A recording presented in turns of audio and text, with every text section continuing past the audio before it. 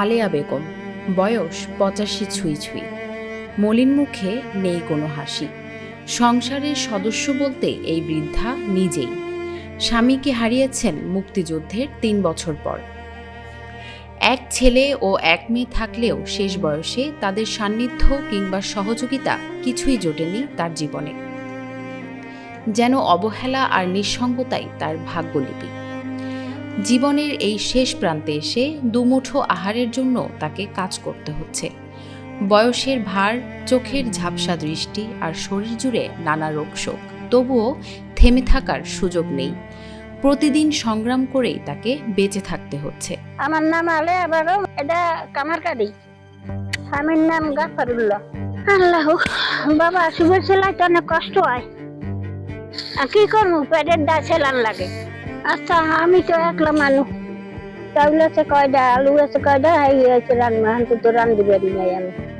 আমার ঘরে বাজার নাই, দুগ্গানে চাউল আছে, 2-3টা আলু আছে, আর পোলা অ্যাক্সিডেন্ট হইয়া ওটি রয়েছে ঢাকা শহর, আর আমি তো বাড়ি।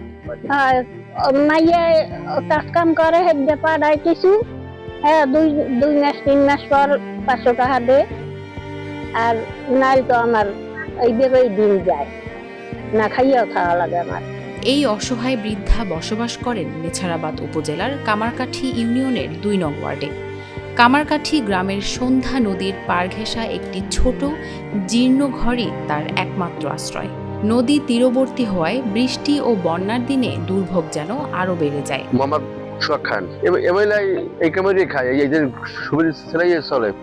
একজন কাকা অসুস্থ, কোন সময় খায় কোন সময় খায়ও না, না খাইয়াও জীবন চলতে আছে। আর এর কিছু তেমন কিছু দেয় না, সাহায্য মেরে চরে বাড়ি, অসহায় খুব গরিব মানুষ।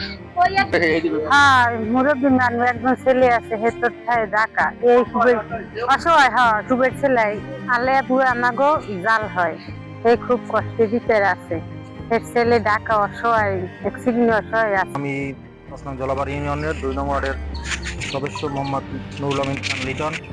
উনি আমার এলাকার লোক। আমার বয়স প্রায় 90-এর কাছাকাছি। উনি খুব দরিদ্র এবং নিতান্ত অসহায় মানুষ। এখন আমরা যখন যা পারি ইউনিয়ন পরিষদ থেকে চেষ্টা করি, কিন্তু আমাদের যা বরাদ্দ তাতে তো আমার এলাকাটা অবশ্য গরিব, এই জন্য আমি সবাই বুঝাইতে পারি না। তারপর চেষ্টা করি। আপনারা ওনার দিকে সবাই লক্ষ্য রাখবেন। এই ওনার একটা ছেলে, সেও অসুস্থ, একটা মেয়ে, সেও ডিভোর্সি। উনি খুব অসহায় অবস্থায় আছে। নদীর পাড়ে উনি বসবাস করে, শীতে উনি অনেক কষ্ট করে। আর উনি খুব অসহায়। ওনাকে সাহায্য করার আপনজন কেউ নাই, আত্মীয় স্বজন তেমন কেউ নাই। আলেয়া বেগমের জীবন যেন সমাজের অবহেলা আর নিঃসঙ্গতার এক নীরব দলিল, যা চোখে আঙ্গুল দিয়ে দেখিয়ে দেয় আমাদের সামাজিক দায়বদ্ধতার বাস্তব চিত্র।